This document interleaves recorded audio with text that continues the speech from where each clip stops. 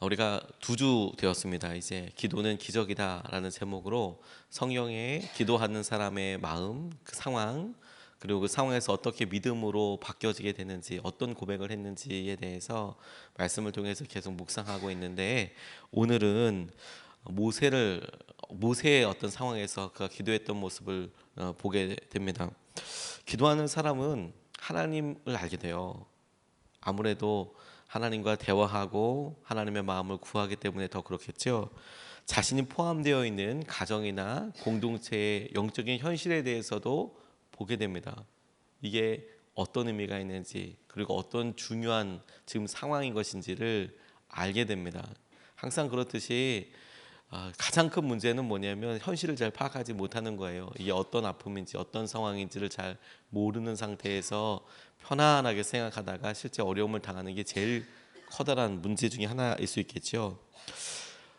기도하는 사람의 영적인 현실을 더 보일 수 있고, 그래서 더 기도할 수밖에 없고, 그리고 하나님 앞에 사랑하는 사람들의 현실에 대해서, 구체적으로는 죄에 대해서 기도할 수밖에 없게 됩니다. 오늘 본문 말씀의 모세의 기도를 통해서 우리가 이렇게 우리를 이끌어 가시는, 우리 눈을 열어주시는 주님에 대해서 같이 묵상하고 기도하고 싶습니다. 첫 번째로 같이 기도하고 싶은 것은 기도하는 사람들에게만 보여지는 현실에 대해서, 기도하는 사람들에게만 보여지는 기도 제목에 대해서, 기도하는 사람들에게만 보여지는 이 삶에 대한 무게감, 중요성에 대해서 우리가 붙잡고 기도하고 싶습니다. 30절 말씀을 보면, 이튿날 모세는 백성에게 말하였다. 당신들은 크나큰 죄를 지었습니다. 그러나 이제 내가 주님께 올라가서 당신들을 용서하여 달라고 빌겠습니다. 이렇게 나와 있습니다. 하나님께서 부르셔서 시내산에 올랐어요. 그리고 그 시내산에서는 하나님께서 직접 하시는 십계명과 율법을 받고 있었습니다. 근데 그것을 받고 있을 때에 40일이나 지나고 나니까 백성들이 기다리다가 하나님을 만들어요. 우상을 만들었지만 그 우상을 바알이라고 만든 것이 아니었습니다. 하나님을 만들어요. 하나님을 만드는 금송아지를 하나님이라고 만들어 놓고 믿어요. 그게 굉장히 중요한 거라는 생각이 들었어요. 이스라엘 백성들은 하나님을 버린 것이 아니고요, 하나님을 만들었어요. 금송아지라고 만들어 놓고 그게 하나님이라고 생각했어요. 모세가 와서 깜짝 놀랍니다. 이게 뭔가, 이게 하나님께서 불꽃 가운데 임하시고 하나님께서 말씀으로 이끌어 가시고, 그리고 분명한 하나님의 언약과 말씀을 주셨는데 그 말씀을 붙잡고 내려오 보니까 이스라엘 자손들은 금송아지 만들어 놓고 여호와 하나님이라고 이러고 있는 거예요. 그래서 그거 다 부시고 관련된 사람들을 다 문책하고, 그렇게 하고 나서 이스라엘 백성들에게 이야기하는 장면입니다. 내가 당신들을 위해서 기도하겠습니다. 당신들이 크나큰 죄를 저질렀습니다. 이렇게 이야기하고 있는데, 이 이스라엘 자손들이 이것에 대해서 어떻게 생각했을까 하는 거예요. 그들이 저질렀기 때문에 그런 면도 있을 수 있겠지만, 지금 이스라엘 자손들은 모세가 지금 심각하게, 이건 진짜 큰 문제다, 우리 이스라엘 전체가 다 죽을 수도 있다라고 생각할 수 있을 이렇게 심각한 문제라고 이스라엘 자손들은 생각하지 못했던 것 같아요. 그래서 지금 모세가 올라가서 대신 기도하겠다고 이야기하는 것이 율법을 받을 때만큼이나 똑같이 그렇게 금식하면서 하나님 앞에 죄를 구하겠다라고 그렇게 이야기하고 있는 거거든요. 그런데 똑같은 현실에 대해서 모세가 보고 있는 심각성과 이스라엘 자손이 보고 있는 심각성이 달라요.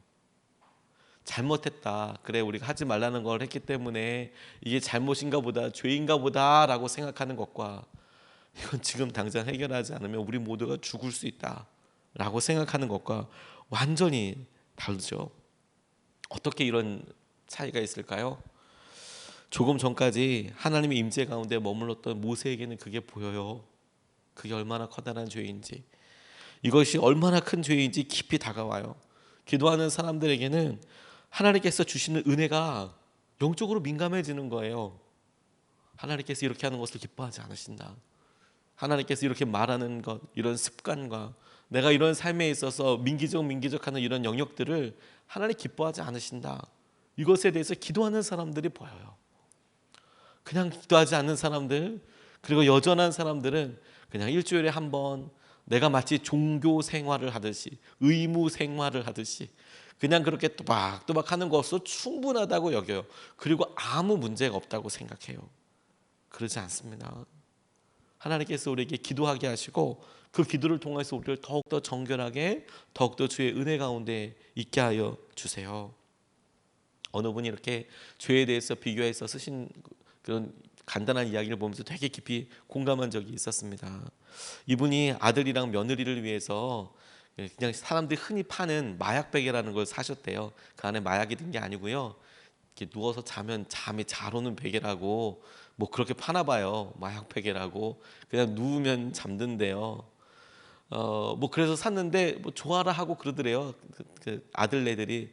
그래서 뭐 그게 비싼 것도 아니고 잠잘 때 그래도 좀 편하게 자라. 그래서 그 베개를 마약 베개를 사줬는데, 근데 이걸 갖다가 이제 좀 쓰다 보니까 이제 세탁해 주려고 이제 가서 세탁을 했는데 이게 안에서 터져버린 거예요. 안 터진다 분명히 했는데 팔 때는 분명히 물 세탁해도 돼요. 빨래 세탁기에 돌려도 돼요. 그래서 넣었는데 얘가 터진 거예요. 세상에. 그랬더니 안에 좁쌀 같은 그런 게 있더래요. 뭔가 이게 좁쌀 같은 게 막 이렇게 잔뜩 있더래요. 뭐 난리 났죠. 뭐 세탁기고 어떡해요. 그래서 뭐 다 빼고 뭐 몇 번씩 물로 헹구고 이거 지금 안 그러면 이거 뭐 그렇지 않습니까? 그래서 다 몇 번씩 헹구고 뭐 그냥 빈통으로도 막 그 세탁기 돌리고 난리가 난 거죠. 완 전쟁이 난 거예요, 그 안에. 그래서 근데 세상에 4개월이 지나도 여전히 나오대요. 4개월이 지나도 그냥 뭐 처음에는 뭉태기로 나오다가 4개월이 지나도 어떻게 이렇게 빨리 이렇게 보면 이렇게 조금씩 뭐 하나씩 몇 개씩 이렇게 묻어 나오더래요. 그놈의 게 4개월이 지나도 안에서 팍 터지니까요. 어떤 분이요 또 하나 이론이 있으셨더라고요. 요즘 로봇 청소기를 사셨대요. 로봇 청소기 이렇게 뭐 자기가 이렇게 청소해주고 그러는 건가 봐요. 이렇게 사람이 없을 때 청소하고. 근데 그 로봇 청소기 사준 게 뭐냐면 개를 키우는데 개가 이쁠 땐 너무 예쁜데 근데 이 개털이 이게 뭐 어떻게 처리가 안 되니까 그러니까 이제 로봇 청소기 띡 눌러놓고 이 개털을 이제 쭉 닦고 가라고 그래서 이제 했다는 거예요. 아 너무 편하고 좋으시더래요. 왜냐하면 이제 진공 청소기를 계속 개털을 털을 날리니까 털을 계속 청소해 놨는데 아 이거 뭐 애를 따라다니면서 이렇게 할 수도 없고 그러니까 진공 청소 이렇게 딱 해놓으니까 로봇 청소기가 쫙 이렇게 하니까 너무 좋은 거예요. 근데 세상에 나갔다 와가지고 기함을 했다는 게 비명을 막 거의 거품 물고 쓰러질 뻔하셨대요. 왜냐하면 세상에 걔가 이렇게 똥을 싸놨는데 그걸 걔가 그냥 발라놓은 거예요. 온 마루에다 전부 다 이게 자. 그리고 그 기계를 닦는데도 또 이제 엄청나게 시간이 많이 걸리죠.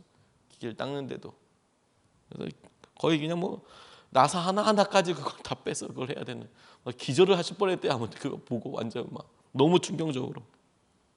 그래서 그분이 이런 얘기하실 때 죄가 그럴 거다, 죄가 그럴 거다.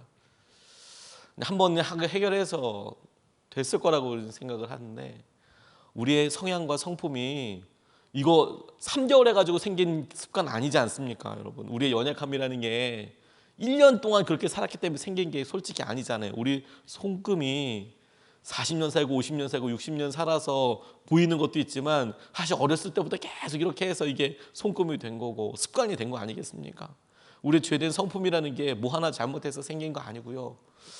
그렇게 오랫동안 우리의 삶의 욕심이 그렇게 눌리고 접혀서 그렇게 보인 거라면 그거 회개했었어도 하나님의 은혜가 덜하기 때문이 아니고요. 예수님의 은혜가 덜해서가 아니고요. 우리의 성품이 원래 그렇게 생겨 먹었어요. 그러니까 날마다 기도하고 나아가야 되는데 어느 순간에 이게 얼마나 중요한지 얼마나 우리의 삶의 중요한 영역들에 우리가 영향력을 받고 있는지에 대해서 우리가 잊어버리고 살아요. 근데 기도하는 사람들한테만 그게 보여요. 그거 기도내고 끊어내지 않은 거예요. 죄가 습관이라면 그 죄를 이길 수 있는 거룩, 그 죄를 능히 이길 수 있는 은혜도 습관이에요, 여러분. 다시 죄가 습관 때문에 그렇게 생기는 거라면 죄가 습관이라면 그 죄를 이길 수 있는 십자가도 그 죄를 이길 수 있는 은혜도 거룩함도 습관이에요. 그래서 날마다 우리가 새벽마다 기도하고 주님 앞에 우리의 문제 아니 어려움, 한계, 우리의 마음에 아프게 하는 것들을 기도하는 습관은 하나님 앞에 은혜의 보좌 앞에 십자가 앞에 가지고 나가는 거룩의 습관은 너무 중요한 거예요. 그게 우리의 삶을 완전히 변화시키게 하세요. 언제 그럴까 싶지만 하나님께서 그렇게 은혜와 마음을 더하여 주신다는 겁니다. 두 번째로 모세의 기도를 통해서 우리가 같이 붙잡고 우리의 믿음으로 삼고 싶은 것은 뭐냐면 사랑의 깊이 사명의 크기만큼 기도한다는 거예요. 사랑의 깊이 사명의 크기만큼 기도하게 되더라. 31절 32절 말씀을 보면 모세가 주님께로 돌아가서 아뢰었다. 슬픕니다. 이 백성이 금으로 신상을 만들므로써 큰 죄를 지었습니다. 그러나 이제 주님께서 그들의 죄를 용서하여 주십시오. 그렇게 하지 않으시려면 주님께서 기록하신 책에서 저의 이름을 지워 주십시오. 이렇게 이야기하고 있어요. 모세가 이스라엘의 죄를 대신하여 자기에게 벌하여 달라고 이렇게 기도합니다. 주님께 백성들을 위하여 변호하는 것이 아니고요, 죄를 솔직히 인정해요. 그러니까 하나님, 이스라엘 백성들이 무지해서 그럽니다. 하나님, 제가 없어서 그런 거잖아요. 하나님, 이스라엘 백성들이 그래도 마음은 착한 애들입니다. 착한 사람들입니다. 가서 이렇게 변호하는 게 아니고요, 잘못했습니다. 잘못했습니다. 우리가 잘못했습니다. 이렇게 기도해요. 참회합니다. 그리고 용서를 구합니다. 근데 그 마음의 중심을 표현한 내용을 보니까 모세가 이렇게 기도하는 거예요. 그렇게 하지 않으시려면 주님께서 기록하신 책에 저의 이름을 지워주세요. 그렇게 기도하더라고요. 그렇게 안 하려면 하나님 제 이름 지워주십시오. 그 말은 뭐냐면 저도 주님 백성, 왜냐하면 그 이스라엘 자손들 가운데 그들 죄 짓고 있을 때 모세는 하나님 앞에 있었잖아요. 근데 하나님, 남아줘도 우리 민족 전체를 다 버리십시오. 그러면 자신의 생명을 대신하여 드리면서 기도해요. 근데 저는 말씀을 묵상하면서 문득 이런 질문이 제게 기도 제목처럼 생겼어요. 모세는 어떻게 이렇게 기도할 수 있을까? 모세는 어떻게 이렇게 기도했을까? 단기 선교를 갔을 때 아들을 위해서 간절히 기도하는 어머니 집사님을 만난 적이 있었습니다. 설교를 하러 이렇게 교회를 갔는데 하나님께서 그 교회 담임 목사님과 함께, 그 교회 담임 목사님과 함께 이제 식사를, 이제 강사가 왔다고 식사를 이렇게 사주시는데, 그 교회에서는 그런 집사님이나 그 교회 성도님들이 그렇게 서로 이렇게 식사를 섬기시더라고요. 너무 진짜 감사했습니다. 근데 저는 사실 가서 햄버거 하나만 먹어도 되고 혼자 내비둬도 그냥 편의점 같은 데 가가지고 뭐 삼각김밥 먹고 끝나도 되는데 굳이 밥을 사주신다고 그러셔서 사실 너무 감사했어요. 너무 감사했어요. 근데 뭐 아주 좋은 곳으로 이제 이렇게 데리고 가주시더라고요. 아마 저 혼자서는 그런데 못 갔을 거예요. 그럼 그 교회 담임 목사님도 이렇게 얘기하시더라고요. 우리도 자주 오는 거 아니고 강사님이 올 때마다 와요. 올 때만 간신히 와요. 막 이렇게 얘기하시는 대로 가셨어요. 그래서 그 교회 목사님 4분, 그리고 그리고 그 우리 음식으로 같이 섬겨주시는 그분과 또 한 권사님이 이렇게 같이 이렇게 조촐하게 식사를 하게 됐습니다. 참 만나더라고요. 맛있더라고요. 그런데 얘기는 더 영적으로 맛이 났어요. 맛이 났다기보다 제 마음속에 아주 그곳이 인상적이었던 것보다 더 인상적으로 남게 됐어요. 이분이 기도하다가 이런 이야기 하나를 나누시더라고요. 이제 잘 이렇게 드시면서 시간이 쭉 오래 걸리는 집이었는데 밥을 다 먹으려면, 그러니까 이야기를 안 해는 얘기를 하나씩 하시는 거예요. 본인이 일본 땅에 와가지고 얼마나 고생했는지, 일본 땅에 고생해서 억척같이 살다 보니까 그래서 어떻게 살면서 이렇게 지금까지 왔다. 근데 한참 자기 아들에게 힘이 필요하고 도움이 필요하고 사랑이 필요할 때 사실 자기는 되게 사랑으로 다가가지 못했다. 그런 이야기를 막 안타깝게 하시는 거예요.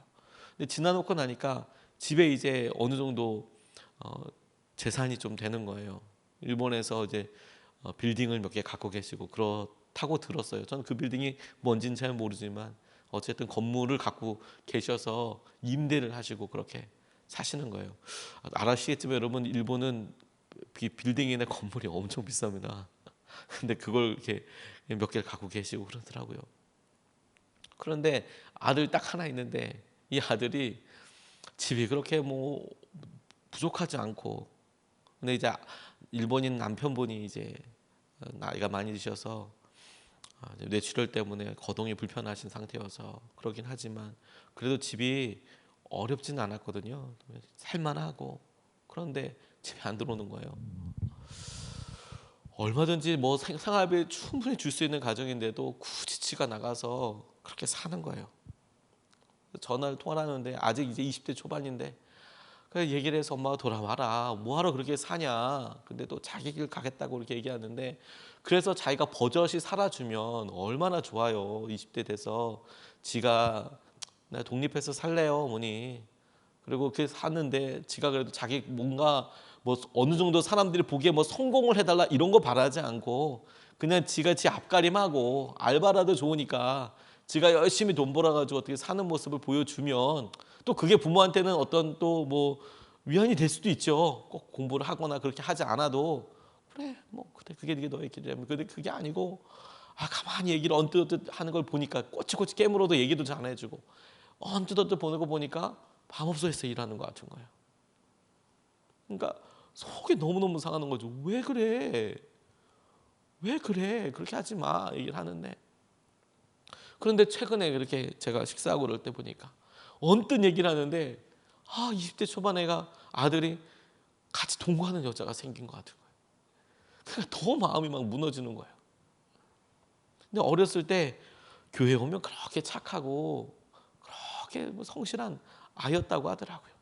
함께 있던 권사님도 걔가 얼마나 그래도 말도 잘 듣고 그랬는데 어느 순간에 애가 그렇게 뭐 중학교 가고 고등학교 가고 막 그러면서 되면 안 나오고 그러더니 갑자기 뚝 하더니 고등학교 딱 졸업하고 나서 뭐 공부를 계속할 생각도 없고 그러더니 뭐 어떻게 잘못됐다 이렇게 얘기하더니 뭐 집을 나갔다 그러더니 그냥 집에서 독립했나 보다라고 생각을 했는데 보니까 그러고 있는 거예요. 그러고 있는 거예요. 그러니까 어머니 입장에서는 너무 아프죠. 그렇게 하지 마라. 들어와서 해라. 야, 네가 원하면 너 대학도 보내줄 수 있고 네가 공부해서 들어갈 대학이지만 그 등록금도 할 수 있고 원하면 생활비도 다 대줄 수 있고 그런데 딱 그런 삶을 사니까 이 어머니가 도와주지도 못하는 거예요. 왜냐하면 도와주면 그거 전부 다 유흥비로 다 없어지고 그럴 것 같으니까 집에 돈이 뭐 있어도 아들을 못 도와주는 거예요. 그래서 통화하면 뭐 치과 치료 받는 거, 치과는 뭐 이렇게 이를 뭐 보정물을 해서 계속 드는데 그 돈이 아마 비싼가 봐요. 근데 이제 그거 차비 정도, 야, 너 이는 꼭 해라. 그건 너 몸이랑 관련되니까. 그래도 애가 당장 이는 불편하니까 또 그건 또 한대요. 너 이라도 그건 꼭 해라. 엄마가 돈 줄 테니까 그건 해라. 차비 그래 줄 테니까 그건 해라. 근데 그 차비를 가서 하는지 어떤지 둘째치고 막 그렇게 통화하니까 너무 속상하신데 이분이 결정적으로 제 마음에 지금 뼈를 때리는 이야기를 하시는데 무슨 얘기를 하셨냐면 목사님 저는 정말 자신의 구원에 대해서 너무 믿고 감사한데 자신이 아들을 볼 때마다 이렇게 힘든 삶을 살고 있는 것을 보면 너무나 아파서 정말 아들을 볼 때마다 미쳐버릴 것 같다고 이렇게 이야기를 하시면서 나중에 하나님께서 오셔서 우리 아들이 이렇게 그냥 돌아가고 났을 때 자기는 천국 가고 아이는 지옥에 간다고 생각하며 자기는 하나도 안 기쁠 것 같다고 이렇게 이야기를 하시는 거예요. 난 정말 하나도 안 기쁠 것 같다고 자신만 구원받으면 하나도 안 기쁠 것 같다고 우리 아들이 꼭 구원받았으면 좋겠다고 기도해달라고 이렇게 얘기하셔요. 이건 구원의 기쁨을 폄하하는 말이 아니에요. 구원의 기쁨이 덜하다고 이야기하는 것이 아닙니다. 근데 아들을 사랑한다는 거예요. 아들을 사랑한다는 거 조심. 구원을 안 받아도 좋아요라고 이야기하는 게 아니라 아들을 사랑한다는 거예요. 그리고 그 아들의 사명이라고 이야기하는 거예요. 근데 이런 마음이 하나님을 사랑하는 사람들에게 부어져요. 하나님을 사랑하고 보니까 젊었을 땐 몰랐던 거예요. 하나님을 사랑한다고 했는데 근데 하나님을 이제 더 깊이 더 사랑하고 보니까 이 문제가 정말 날마다 참을 수 없는 삶의 마음의 생각이 되어서 이게 안타깝게 하고 힘들게 하는 거죠. 우리의 마음에 여러분 우리가 기도했는데 왜 아픔이 더 있는 것처럼 보이나 왜 이게 더 나아지는 것처럼 보이지 않나 어느 날 문득 혼자 생각하는데 왜 이게 더 참을 수 없는 고난과 고민처럼 여겨지나 그러면 잘못된 게 아니고요 우리가 사랑을 더 깊이 하게 돼서 그래요. 우리가 우리 삶에 중요한 이 사랑의 사람들을 마침내 사명으로 더 깊이 보게 돼서 그래요. 그래서 이게 더 기도하게 하시고 더 주님의 은혜를 사모하게 하여 주세요. 모세에게 그런 변화가 있었다라는 것이죠. 그가 처음만 해도요 왕자처럼 자랐거든요. 대면대면했습니다. 그냥 막 자기 능력으로 하려고 했어요. 근데 그가 하나님 앞에, 하나님의 말씀 앞에, 하나님의 임재 앞에 서고 나니까 그가 자기 생명을 바꿔서라도 이 민족 구원해 달라고 기도하는 사람이 돼요. 하나님께서 우리에게도 그 사랑과 그 사명으로 기도의 자리를 이어나가기를 원하고 계신다고 믿습니다. 오늘 두 가지 말씀을 같이 나눴어요. 첫 번째는 기도하는 사람들에게만 보여지는 영적인 현실이 있어요. 이걸 외면하지 않았으면 좋겠습니다. 고통과 아픔이 아닙니다. 하나님께서 이것을 통해서 우리에게 주님의 은혜와 마음을 더 보게 하여 주세요. 두 번째, 사랑의 깊이, 사명의 크기만큼 더 기도하게 되더라. 하나님 우리를 사랑과 사명으로 이끌어가 주십시오. 이것을 붙잡고 두 번 나눠서 기도하겠습니다. 첫 번째로 기도하고 싶은 것은